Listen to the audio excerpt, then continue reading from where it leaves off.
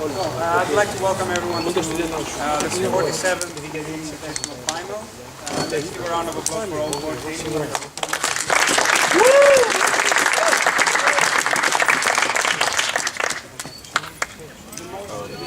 That this house would offer prisoners serving life sentence the opportunity. And without further ado, I call Alex to begin today.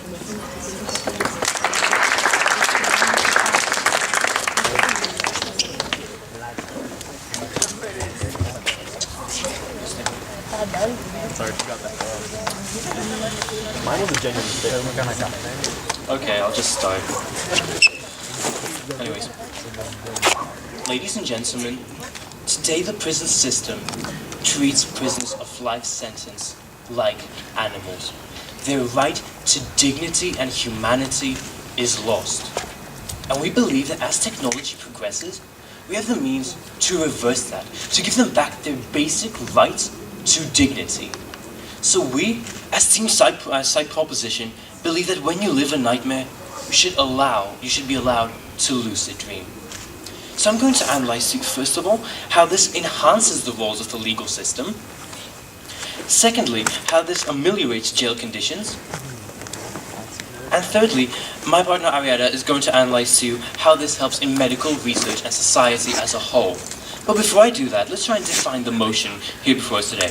So first of all, by life sentence, we mean that of course, the particular person has gone through trial and has been convicted based on every legal system of each country for a life sentence. In certain countries, such as Norway, that is 20 to 25 years. In other countries, there's a multiplier effect. So again, it's going to be according to every particular legal system.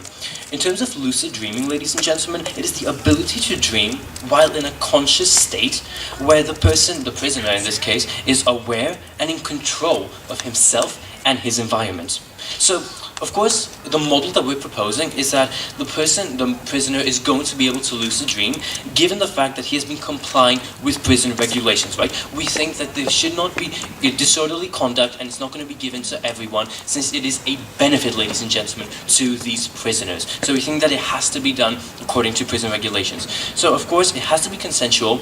They have to be told of the possible harms and have to be completely aware of the possible consequences of lucid dreaming, because it has to be consensual or else it just violates their own rights, right?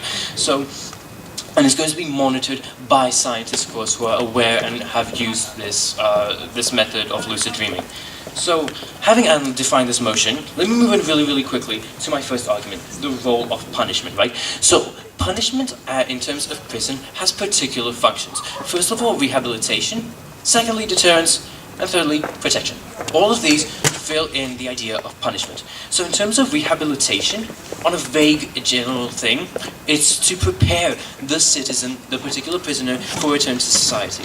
Deterrence is for that person not to act in a criminal way again, and to protect again is to take away from society to protect them in the restriction of rights.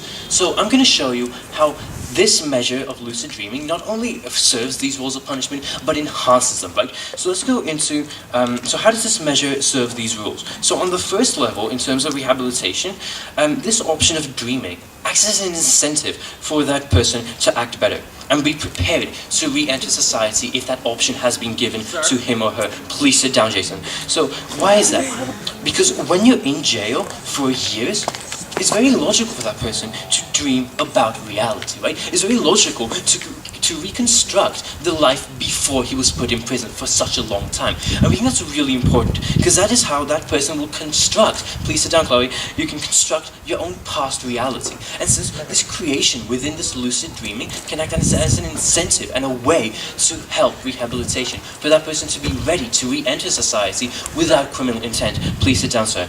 So, please sit down, Aguilar. So in terms of deterrence, you're also deterring the person from future harmful activities. Again, because it acts as an incentive to replicate and reconstruct your ideal life. There's no longer that idea that the state is merely locking him up and disregarding him as a member of society. We are finally giving an incentive. In terms of protection, of course, that person is still away from other members of society and is still being kept away. Please sit down, sir. So not only does this serve the three basic roles and goals of punishment, But we have to question, why is this escape justified, right? We think that, sorry, 1 second, let me get my other paper. Okay, so we think that in terms of punishment, we do restrict particular rights as a part of punishment, whether or not it's the right to, oh no, as a right to free movement and the right to the freedom of choice in order to protect society. But as technology develops, we have the power to allow people to exercise rights previously revoked in this state of lucid dreaming, right? Please sit down, sir. And in this case, it is upholding human dignity. It is allowing prisoners to make some choices, not all, but to give them some essence of control of that life, which has no control whatsoever. Please sit down, both of you. This has already been done in Norway and Finland, not in the way of lucid dreaming, but basically by giving them cells which can resemble basic apartments and homes. We think that that does really help the situation in the long run. So we think that at the end of the day, it humanizes punishment, because when you're isolated from society for so many years, it creates so much emotional harm and distance that person gets angry towards society and the state, right? So we think that finally, and it also creates difficulty to accept society and re-enter it. So we think that finally, by giving this idea of reality, please sit down, sir, we're giving a bit of control, that was out of order. So we want to give a bit of control back to that person, because it'll benefit him in terms of rehabilitation, deterrence, while also upholding the very basic role of the state, which is to uphold dignity. So really quickly, in the next 30 seconds, let me go on to my second argument, the benefits of the prison system. Okay, so violent criminals, when they're placed in this terrible situation, tend to become more violent or mostly just predisposed against the state. We see that, for example, when we put a small petty criminal and a violent criminal. We see that many times they tend to commit further crimes when they are released, right? So we think that this is the same with the people in this nightmarish situation, right? We think that now that we can restore order in this situation, we can finally allow rehabilitation to be served even more while restoring order, as it acts as an incentive for the prisoners. So ladies and gentlemen, because, let me get my case line. Because when you're living in a nightmare situation, we think it is more than logical and allowed to lucid dream.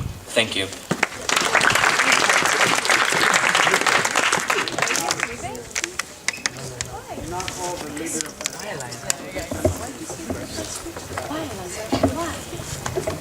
I'll Facebook you.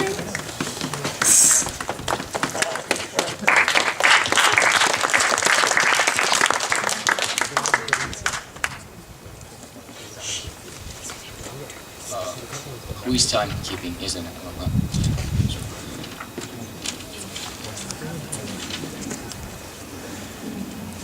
Thank you, Mr. Speaker. Ladies and gentlemen, let me begin my speech in a similar way, like Alex. We believe that this measure is most dehumanizing towards these individuals, and mainly because it is immoral to give these people the opportunity to escape from their punishment, but at the same time give them fake hope that this is going to actually benefit this situation.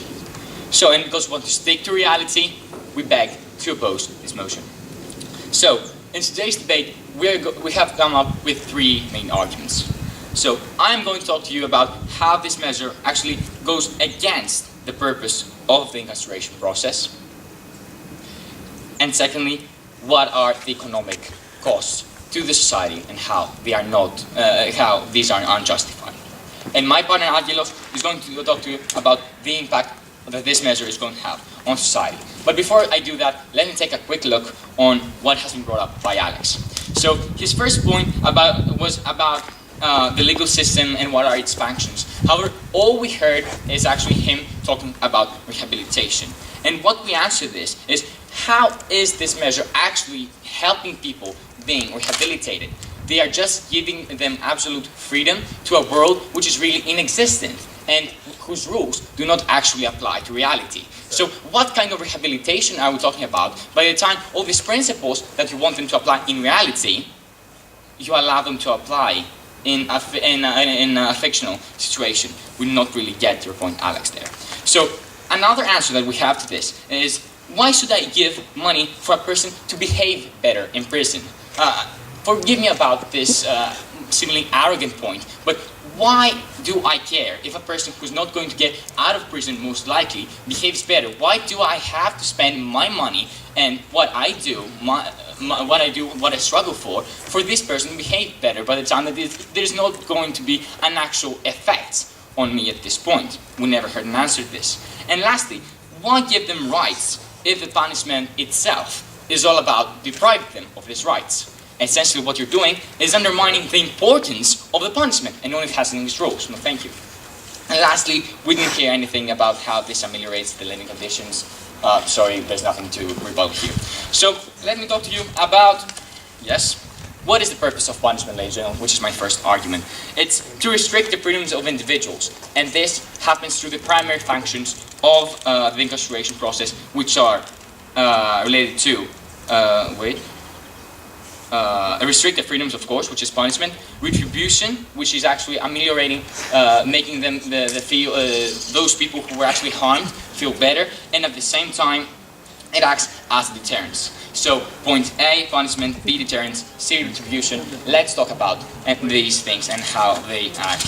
Yes, Alex? Well, you're talking about restricting rights. But what about the right to human dignity that you clearly have not answered? What to uphold some ethical standards? I understand your point, Alex, but we didn't hear any explanation as to why these situations in prison are not dignified enough for you. All we heard is that there is a restriction in freedom, which is actually what the punishment is about. So we didn't really get, you didn't really, never really prove this point to us. So let's just talk about the punishment, ladies and gentlemen, which is, you pretty much helped me analyze my first point, which is how it actually undermines the process of punishment. If you actually give these people even this freedom, then what it is effectively doing is it gives them freedoms in a punishment that prevents them from acting like free people. So what you're actually doing is undermining the whole conviction and the whole legal process that was followed in order for this person to be punished. So let's talk about deterrence after that. So we understand that this measure actually makes the living conditions slightly better in the sense that, yes, it gives an opportunity to these people to actually dream and have certain freedoms. But at the same time, doesn't this reduce the effect that this might have on future criminals? Meaning that if a person knows that, yes, I can still behave the way I behave, but I will always have a last resort, which is going to be this, then isn't this actually acting against the point of deterrence? Why relaxing this punishment for no reason by the time it is already problematic and undermines the judicial system? And no, thank you, Alex. And lastly, about retribution, we believe that this is going to have a major impact on retribution in the sense that those who were influenced by these people actually will feel that punishment does not actually serve its original purpose, and there will be psychological harm to these people. So let me talk about the economic cost of the taxpayer, which to a large extent come from the moral, why this measure is morally unjustified. So we explained to you why it doesn't really make an effective difference. And the question that we ask is, why should a third party, which actually hasn't got anything to do with this specific situation, be burdened for a small minority actually to live better by the time to live better and enjoy more benefits by the time that they're not actually in need of them, as we saw previously. And let me give an example to you. In the United States, there have been complaints that the amount paid for prison is already very high. So essentially what you're doing is challenging the public opinion and actually giving room for people to reduce even this amount of money that is being spent by the time, and this, we believe that this is actually very arrogant on your side. So we believe that this is not economically sustainable, as there are no resources either from the taxpayer or from the government at this point, and because of all the above reasons, we beg to oppose the motion.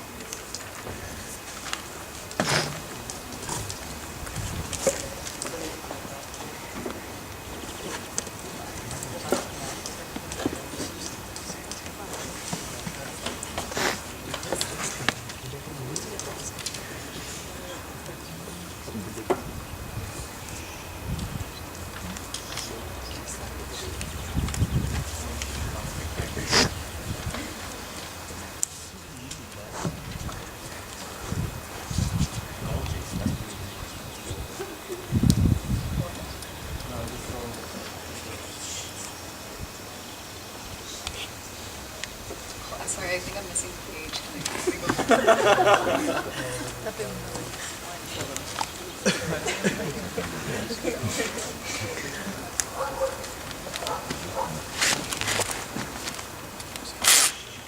Good afternoon, ladies and gentlemen. We are side proposition, and this house would offer prisoners serving life sentences the option to lucid dream. Because, ladies and gentlemen, when you live a nightmare, you should definitely be allowed to lucid dream. Now, what Alex has told you today so far in this debate is firstly, how our motion actually enhances the legal system, and secondly, how it ameliorates jail conditions, because people become more cohesive and they pay attention to the authority in jail. So we actually have an improvement of social standards there as well. Wow. Okay, so I will be discussing how this is actually going to improve medical research. But before I go into my constructed case, let's just take a look at what side opposition has brought to today's debate so far. So they came up and they told us that, well, what we're proposing goes against the rule of punishment and therefore the legal system, right? Because the point of the legal system, according to them, is to deprive criminals of their rights. Well, we say we still are depriving criminals of their rights. Their right to movement, their right to freedom of choice to an extent. But anyway, so essentially what we're doing is we're not giving them any extra human rights that we're not limiting their rights. They still are limited, and therefore they still are punished. And they're still punished because they don't get to go out into the real world and have contact with real people, right? So the lucid dreaming isn't a complete replica of the real world, but it does give them some insight, and this is why we think it's totally justifiable. We don't think that it's the role of the punishment and role of legal system to take away people's morality, to take away people's dignity. And why does actually under their motion, why do legal systems do exactly this? Why do legal systems take away morality and dignity? Well, ladies and gentlemen, we say that if you're spending 25 years of your life in jail without any contact with society or without any contact with social kind of structures, what happens is, with a lot of cases, people lose their sanity, right? And people lose essentially contact with society and what human nature is all about. So we think that this is actually driving people to extremes that we don't think the legal system is actually there for. We think it's there to punish them and not to drive them to extremes such as insanity, right, ladies and gentlemen? So this is actually how we think that what they're proposing is totally immoral, ladies and gentlemen. And they came up and told us that, well, it's immoral to escape reality because it gives them false hope. We say no, actually, it's a means in which they deal with their circumstances at the current time. It's a way that they say, you know what, I'm living a nightmare, but for a couple of moments, for a couple of minutes, I get to escape. And because, ladies and gentlemen, we cannot expect to put so much pressure on criminals. They are human beings at the end of the day, and they definitely do need some kind of escape. We don't want to drive people to insanity. No, thank you. And then they also told us about this false hope. But we actually think that in countries like Norway, where the life sentences are maximum 25 years, some people do get released back into society, right? So this isn't exactly false hope, ladies and gentlemen. And we think it's far more immoral to say you're not going to have any contact with any type of society ever again, rather than here's a couple of minutes of it because you behaved very well. No, thank you. So then they were very confused about our rehabilitation point. Well, again, we pointed to the example of Norway, how 25 years is maximum. So therefore, people will be released at some point in some cases. Therefore, ladies and gentlemen, we think it's completely irrational to expect people to act normally when they haven't had contact with society in 25 years, right? We think that the rehabilitation process becomes a lot more harsh for them and a lot harder for them to actually get used to. So we think it's good while in jail to have some sort of idea, to have some sort of contact with forms of society via lucid dreaming, because, ladies and gentlemen, we gave you the justification that people are nostalgic, so they will think about society and the way their lives were before. So actually what we think is this motion enhances rehabilitation because it gives people some sort of contact with society. Then they came up with this great point about why should we care, right? And the thing is that we think that of course we should care about all citizens, and it's the role of the state to care about all citizens. But we also say that because exactly so many of these people are released into society, they will be around you at some point, and you want them to be able to be rehabilitated, and you want them to feel safe around them. No, thank you. Then they came up with this point about economic costs and how we don't have the resources to do this. Well, first of all, ladies and gentlemen, we say that when it's for a justified cause, raising taxpayers' money by like a slight proportion is actually totally justifiable, right? And we actually think that this could actually lead to economic benefits because of the medical research, which I'm going to discuss right now. So we think that we actually know as a fact that only for 4% of the human brain is actually used. And we think that lucid dreams could be, no thank you, could be the next way forward to recognizing the full potential of the human mind, right? We don't think this is only true on a philosophical level of understanding the nature of consciousness, but we actually even think on a scientific level, and we're thinking about how exactly the brain works, right, ladies and gentlemen? And we think that the reason why prisoners, and in particular people with life sentence, are the perfect people to try this out on is because obviously, of course, if we have their full support and they are sure and they know that the outcomes may be unpredictable, we think that these people have very little to lose, right, ladies and gentlemen? So research on these people is kind of ideal. This is the people that we do want to have medical research tested on, right, ladies and gentlemen?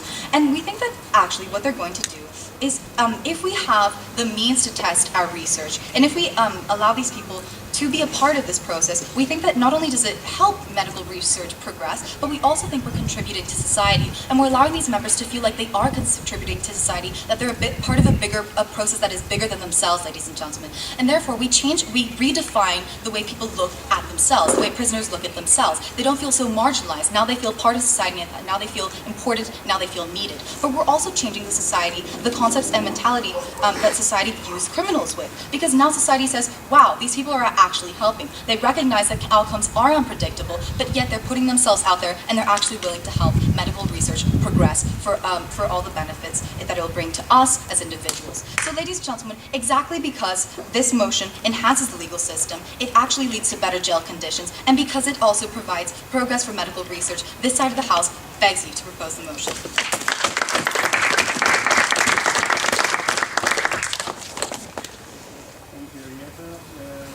Now for Angelos to introduce the first part.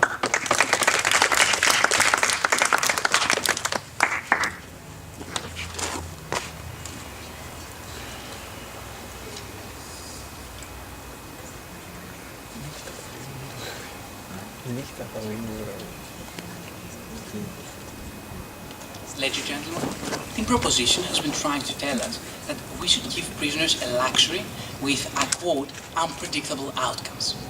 We, in opposition, are proud to oppose this motion, and we would not offer prisoners serving life imprisonment the option to lucid dreams, ladies and gentlemen. Because, as my partner analyzed, it goes against the purpose of incarceration, it has economic costs, and I'm going to talk to you about the impact on society this measure will bring. But before I do so and engage in my arguments, let me briefly take a look at what the opening government has come and said to us today. So, first of all, they talk about the right to dignity, ladies and gentlemen. But we believe that we're actually giving prisoners a luxury that even most citizens that have not committed a crime do not have access to. So we're actually giving prisoners something better than the citizens that have not committed a crime. And we do not find this justified. No, thank you, madam. And we do not find this is justified. What is more, they talk to us about giving prisoners an incentive to behave better, and that people lose their sanity when in prison. However, we believe that we're giving them a fake sense of freedom that will make them even more aggressive if actually they finish off with life imprisonment, the 25 years of life imprisonment, and get out of society as well. They will be dependent on the lucid dreams device, so that they are able to live. And they say that the prisoners are able to escape reality, and thus they will come in contact with society, which will facilitate rehabilitation. However, we do not agree, ladies and gentlemen. We believe that rehabilitation would be made even more difficult, because exactly they will be dependent on lucid dreams. So as to survive, they will live in a virtual reality that could not guarantee that they could become a normal member of society, ladies and gentlemen. Now, the big argument brought up by the second speaker of the proposition is that it will improve medical research, ladies and gentlemen.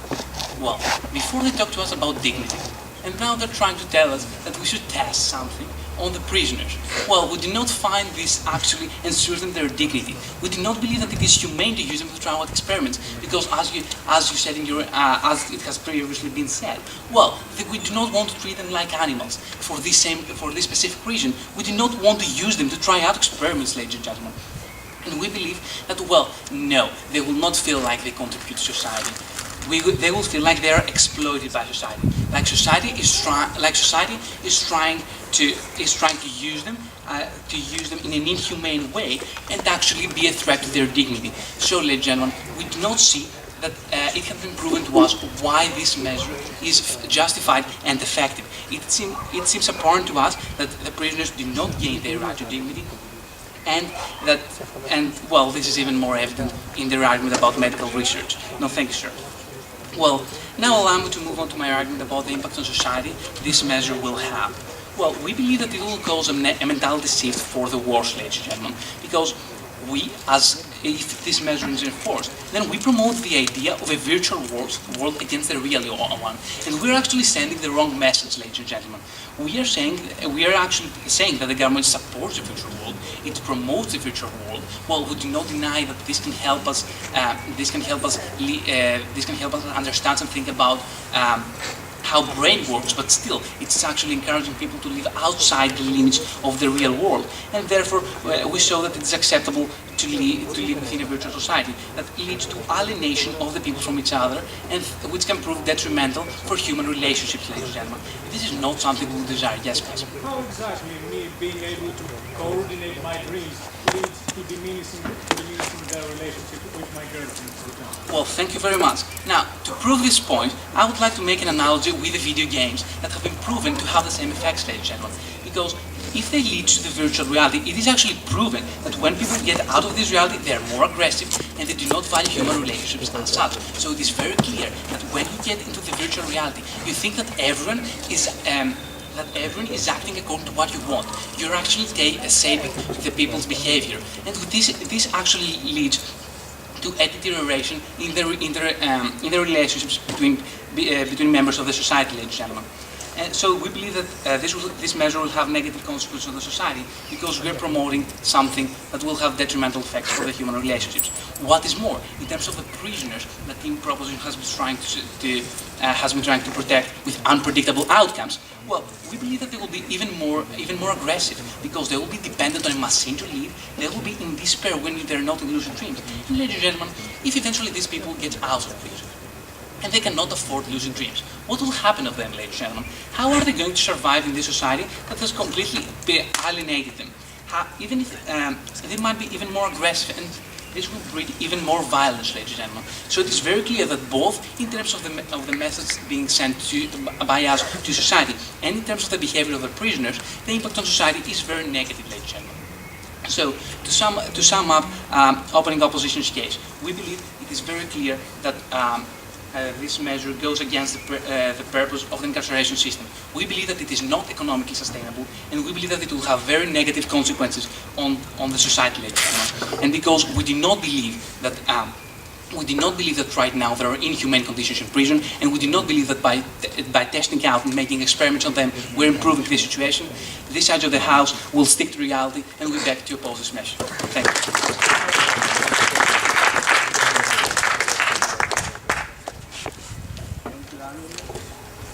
Moving on to the second part, we call upon Maria Deree to offer the first sentence from Cycle.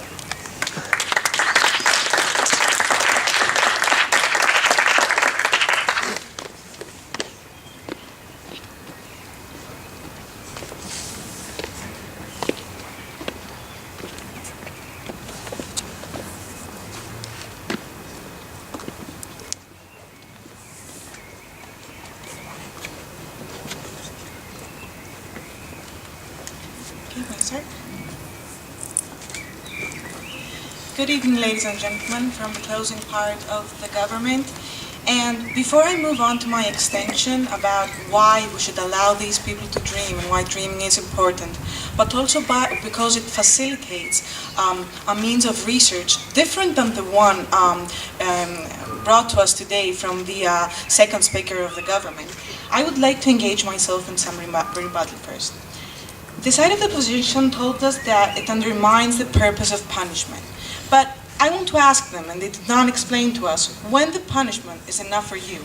These people have been waived their freedom, so should we take their life after that? Where do we actually stop? What we are telling you is that we stop where we are secure as a society, and we have also served justice, but at the same time, we have to offer this small amount of pleasure under this alternative of being closed in a prison to these people. So we actually propose to you a golden mean solution, a solution that facilitates both society, both the justice system, but on the other hand, the imprisoned person. Now, After that, you said that we will use taxpayers' money in order to give these people this benefit. But as I will explain in my extension, this will facilitate some very important research which will actually benefit society a lot more. Now, no thank you. The final point was that it's wrong to promote a virtual world. Well, I want to clarify something here, ladies and gentlemen. This kind of dreaming, lucid dreaming, is completely conscious. You understand by principle that you are consciously dreaming in a way. You're not putting a dream and someone's making you dream in a way or you not understand what's happening. This is a principle. Lucid dreaming is about directing your conscious thoughts to specific things. If you want to dream of a pigeon outside the window, if you want to dream that you're playing with your children, we believe that it's a human right to give that right to these people. Now that moves me to the first part of my extension, which is the importance of dreaming. Ladies and gentlemen, no thank you. Prisoners convicted to life sentence, even if they have done something completely wrong and something awful, have still the right to dream under our, no thank you, under our thought. Prisoners are not people without rights. They do have the right to live, for example. We have not killed them yet. So these people are allowed to have some rights. They've been waived the right to freedom, but the thing is that here, we respect human rights, and we respect people in a way that we can emotionally help them feel better in circumstances that are not the best in any way, and especially when this happens without harming society in any way. And you might bring here the monetary thing as well, but we do not value in our hierarchy of values money more than giving these people the right to dream. And if you think of it in a much more practical way, because saying it this utopically might not convince you that much, we say that by having these people pleasant and happy in prisons, we will actually decrease suicide rates, we will not have bad prison behaviors that much, no thank you, we will not have all those psychological depression things, because we pay psychiatrists for that in prisons.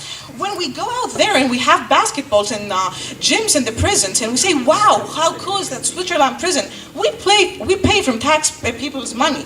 But what we actually don't want to do here is to give them this pleasure to dream consciously.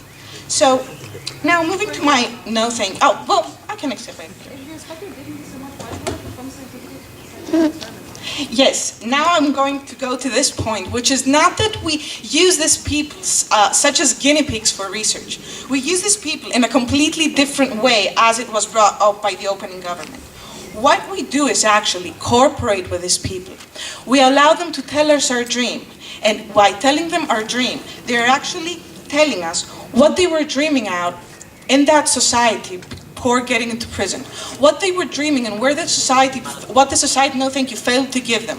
What their family, what their surroundings failed to give them. And what led them actually to what they did and what was the reason that brought them to prison. So you understand that by dreaming in this way, we can take advantage of the past, but also of the future. And by taking advantage of the past, we can see how the society, how everything failed and these people were led there. And we can actually go back to the society and correct things through education, through other systems, through trying to no thank you, trying to look at this from an anthropological and a sociological way of research in order to understand why these people are in there and in order to correct these things in the society.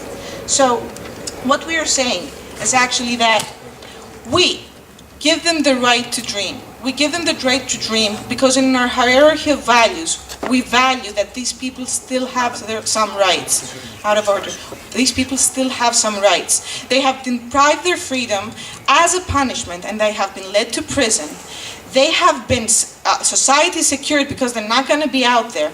But at the same time, we're actually offering them better conditions that will help them decrease suicide rates, psychological depression and things like that, which if you actually take this out, you might make these people a bit more creative in prison. You might have special prison work programs. They could also create through literature, through writing books. How many prisoners have written books or have produced some pieces of art or something? There are many. So we can give them a whole other, more humanistic and more wonderful reality in there.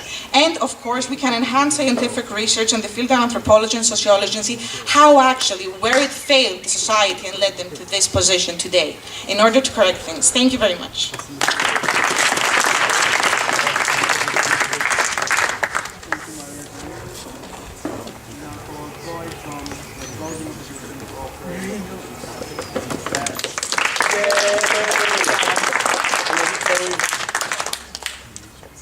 very difficult bed. It is.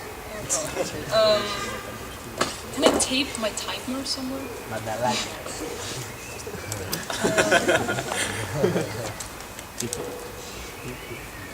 Is it okay if I throw the papers off when I'm done with them? Because I have nowhere to... It looks amazing on the video, this. No? Just do it.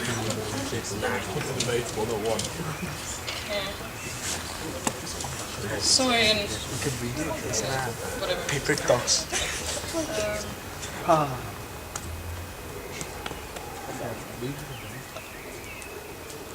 Ladies and gentlemen, this side of the house would definitely not offer prisoners who are serving life sentence the option to lucid dream. Now, side government has already explained to you how this is not actually fulfill the role of a prison, which is basically punishment and rehabilitation.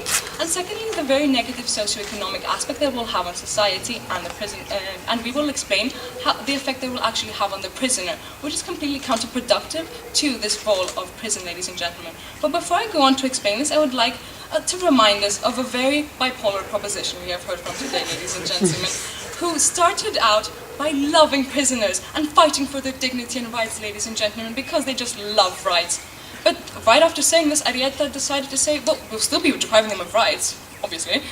We'll just let them escape prison temporarily for a bit. Same thing, whatever. But because they're nostalgic, ladies and gentlemen, that was what proposition cares about. Nostalgic prisoners. Okay, then if they're very nostalgic, then we should let them remember. No, thank you. Then we should help them remember what it feels like to stab someone if they're so nostalgic of that memory, ladies and gentlemen.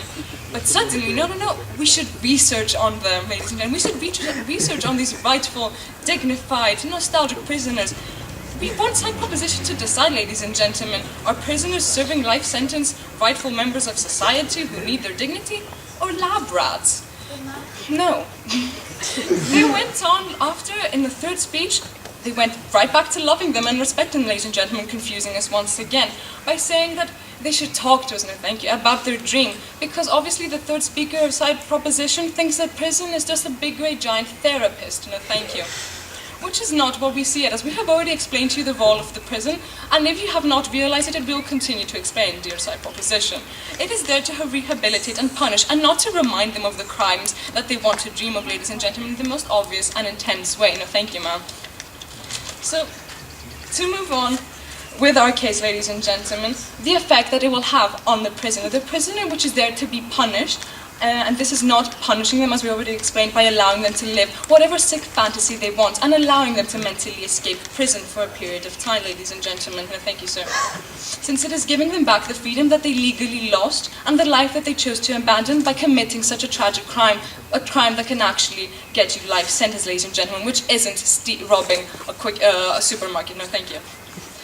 So, since side opposition has always explained that it is not punishment, we want to explain how it is not actually changing their mentality, which is the main part of our case, ladies and gentlemen, how it is actually affecting the prisoner in the counterproductive way of what the prison was aiming to do in the first place.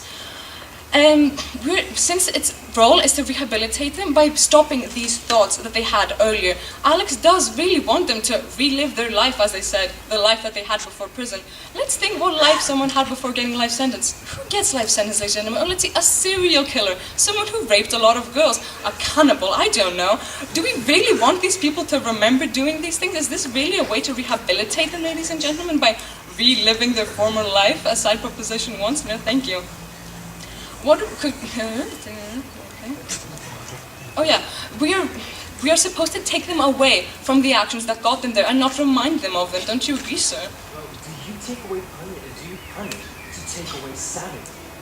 No, that's what we are saying, that what we are doing by rehabilitating them in prison is giving them back their sanity. What you are doing is reminding them in the most obvious way of the days where they did not have that sanity so well, obviously to go around killing people, and we do not want to remind them of that train of thought that they had then, which is exactly what I will explain now, that we're actually helping them, by not doing this motion, helping them keep their sanity, ladies and gentlemen, because what side proposition wants to do is put them back in the environment, no thank you ma'am, and the state of mind in which they were when they were committing such a tragic crime, a crime that gets you life sentence, ladies and gentlemen.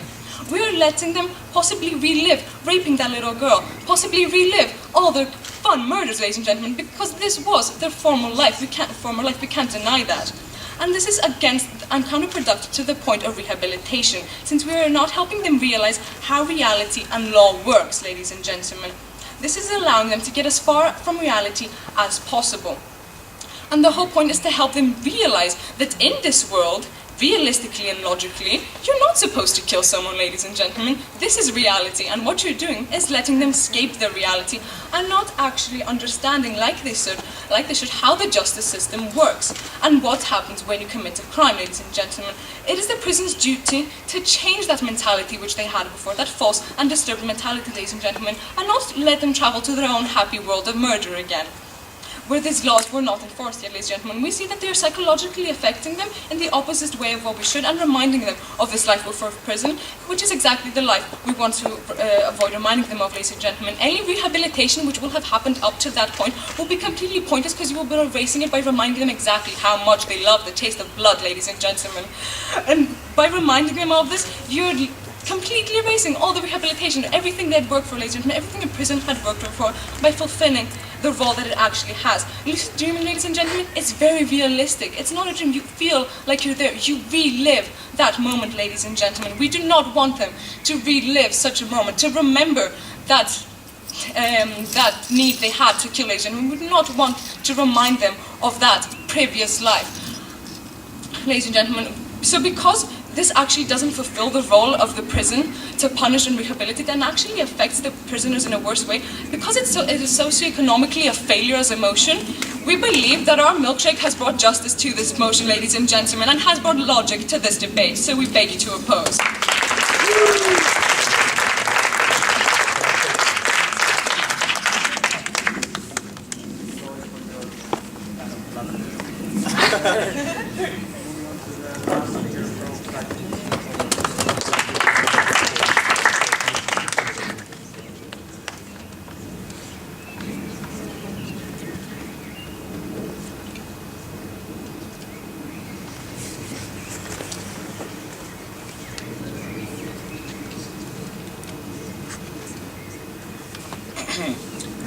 Thank you. Ladies and gentlemen, if I ever get lifetime convicted, and chances may be high in the future, I definitely will be lucid dreaming of attending debate finals constantly. But it is surely that I will never get the actual feeling of winning one. Having said that, let me summarize this whole debate in 3 main questions. So we've been talking a lot, firstly, about the purpose of prison. Then we talked about the consequences of this lucid dreaming. And finally, we talked about the effects that the lucid dreaming will have, the option of lucid dreaming will have on the actual prisoners. So let's take the first question. What is the purpose of the prison? The opening opposition came up here today and told us everything they know about the legal system and about the prison. They told us about the freedom that is being drawn away from them, about retribution, the rehabilitation and the punishment, and how all these things actually occur, and how falsely we see reality, and that we must be feeling awful with ourselves that we see them from the side of the government with dignity and morality. Of course we see them with dignity and morality, because they must be really confused if they see only the prisoners as they occur in this particular country, and not how prisoners sometimes exist outside of this country, to witness exactly how we should still value through dignity and through morality this particular life of the prisoners. So what is the purpose of the prison again? Is it only about the rehabilitation and the punishment that they keep talking and talking again? And remember that we are talking about convicts that are sentenced to lifetime in prison. So no, it's not only about that. From the side of the government, we understand that there's something more. And we understand that not only all the purposes are being fulfilled, we understand that they have some more things that we must care about, such as dignity and morality. Then we move on to the consequence of lucid dreaming. They say that, you know what, the consequence is through the economic perspective and not economical sustainable plan. And then from the side of the opposition, they also said that the impact on the society will be firstly to diminish the relationship with everyone, and secondly that they will make them more aggressive. of course, we cannot accept such things, because we cannot accept that this is not economically sustainable. As Maria Joy already told you, there are other things that we invest in prisons. There's no debate around here about that particular thing. So we don't actually see how a penny, for example, for each taxpayer is actually a not economical sustainable thing. And also about the impact on the society, that it diminishes relationships and it becomes aggressive. Let us have in mind that we're talking about conscious dreaming. We're not talking about escaping to a virtual world and living there for months, thinking about your next crime right after the 25 years are over, that you're back to the society killing whoever was responsible for sending you to prison. We're talking just about conscious dreaming. And on the consequences side, it was the medical research from the opening government side that said that, you know what, this changes the mentality of the society to the criminals, because they see them as some people that actually give something back to the society. And also the criminals see the society as something that they're actually benefiting through their lifetime in the prison. No, thank you. So, if we balance the consequences right here, there's a definite win for the part of the government, because the medical research and the advantages of the medical research, the possible advantages of the medical research, clearly overweigh the possible non-economically sustainable plan and the diminishing of the relationships and the aggressiveness. But ladies and gentlemen, it comes down to the effect on the prisoner, because we are talking about the prisoner that will undergo the lucid dream. And from what they said is that, from the third speaker at least, what we got, is that, you know what, the mentality won't change. They will possibly relive again and again the time that they were raping 18 little children, and they won't change anything. But who told you that they will want to relive that particular moment? For some of them, it might be the most disturbing moment of their entire life. Not everyone that is being convicted for a lifetime sentence is the type of the lunatic that keeps reliving and reliving and reliving that particular moment. It's about conscious dreaming. They have the option to just do swimming in the sea and having a look at the sun. I mean, you're in the prison for 25 years, and all you can come up with when you're consciously dreaming for the side of the opposition is that you relive the particular moment that sent you in the prison. This is not entirely what we think of. What we believe instead is what Maria Zoe told you, is about the right to dream. And we have to analyze that, we have to understand that this particular right to dream is really important for these people. And they're not going to actually kill and rape on their conscious dreaming, but they might actually build on something in their mind. They might actually find a way to drift off the particular reality that they live. And also about the research, from the other perspective of the research about the prisoner, that can actually give us more information on what brought the prisoner up there and what can we do about them after they leave the prison. So you do realize, ladies and gentlemen, that the purpose of the prison is fulfilled, and is fulfilled with dignity and morality, that the consequences of lucid dreaming overbalance our side from the side of the opposition. And finally, we should not neglect the importance of the right to dream. And for all these reasons, we are proudly proposing today's motion.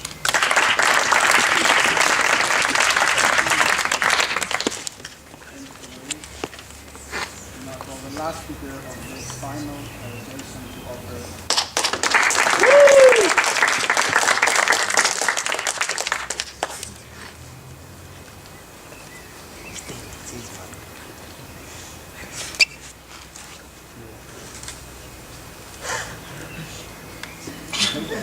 Thank you, Madam Speaker. Ladies and gentlemen of this House, today we have a proposition that speaks to us about dignity, yet they want to make all their prisoners into lab rats. We have an opposition that wants to rehabilitate these criminals by letting them lucid dream, all under the assumption that a serial rapist, under the example that was given to us by the last speaker that has raped 18 girls, will not want to relive this. Because we say that when you are a prisoner and you have committed serial crimes, ladies and gentlemen, you will want to relive these. Because we see that if you do it once and you do it again and you do it another 17 times, ladies and gentlemen, what is exactly stopping you from reliving that moment within the dream? And therefore, ladies and gentlemen, we believe that this debate has boiled down to one milkshake with two flavors. First of all, is the whole point of punishment undermined? To which we say yes. And secondly, are you actually rehabilitating the criminals with life sentences by allowing them to lucid dream? To which we say no. So let's talk about the first flavor of the milkshake. So we see firstly, ladies and gentlemen, that this whole idea of punishment is to actually be punished, not to allow you to have this escape from your prison cell. We see that at the end of the day, this is what was pointed out by opening opposition, where they talked to us about undermining the whole legal system. And we see that we cannot simply undermine this legal system merely to experiment on people, ladies and gentlemen. We cannot undermine this whole idea of punishing people for committing serious crimes and giving them life sentences, and then allow them to have this escape from their punishment, ladies and gentlemen. We see that at the end of the day, if you do provide them with this escape, what happens is you are essentially undermining the whole idea of punishment, because we really receive no clarity on the amount that people will be allowed to lucid dream. Because for all I know, ladies and gentlemen, if I am convicted of killing 13 girls, then what's stopping me from just reliving this moment as much as I want? Because we really didn't hear anything about, is there any limit to how much I can lucid dream, ladies and gentlemen. So we see that at the end of the day, having this in mind, the fact that you're supposed to be punished, but you're not really being punished because you can escape reality, and even if you want to go to the beach and see the sun and all these lovely birds outside, ladies and gentlemen, how are you being punished by having these nice images in your head and having these conscious decisions being made when you are supposed to be in prison for the reasons that you committed a crime, and yet we're letting you go out into the outside world indirectly to relive your lovely older days and moments? Yes, madam.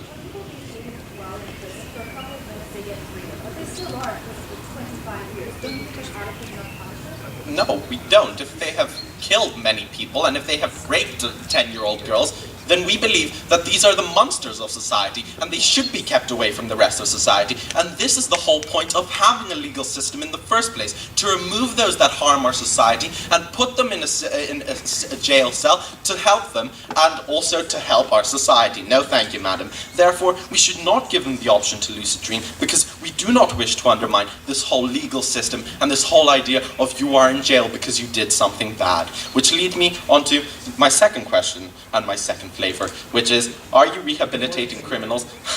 Are you rehabilitating criminals with life sentences by allowing them to lucid dream? To which we say no. We do not understand how giving criminals the chance to relive these crimes is actually helping them rethink what they did. What we are saying, ladies and gentlemen, is that if you have 25 years in prison, your life sentence, and you are allowed to relive this moment, what exactly are you achieving? What exactly is being achieved in your jail cell if you can just go over the crime you committed over and over again? We do not see a way that a prisoner can think about the situation he's in and what he's done badly if he's allowed to relive these moments. We do not think that he will be an effective member of society if he is allowed to go see the beach in his dream, ladies and gentlemen, because at the end of the day, he still committed these crimes, didn't he? He was still put in prison because he committed atrocities, ladies and gentlemen. And because we really do not want our prisons to become some sort of lucid dreaming funhouse, but a center for thought, ladies and gentlemen, and rehabilitation, what we say is that we should not provide such an option to prisoners that have committed crimes in the first place, ladies and gentlemen. So why exactly should we provide them with a form of pleasure when they are supposed to be away from society, when they are supposed to be in a cell to suffer and to think, ladies and gentlemen? And we see that at the end of the day, if you want sane prisoners and not insane prisoners that don't think about the beach all the time, and you have prisoners that think about what they actually did wrong, this is where you achieve rehabilitation, as Chloe very nicely explained to you in her speech. So, ladies and gentlemen, overall, we cannot support the option of giving them the option to lucid dream. We cannot support something that provides an escape when you are supposed to be kept away. We cannot support something that undermines justice, and we cannot support something that is a regressive measure and does not produce the citizens that you want to under your motion. Thank you.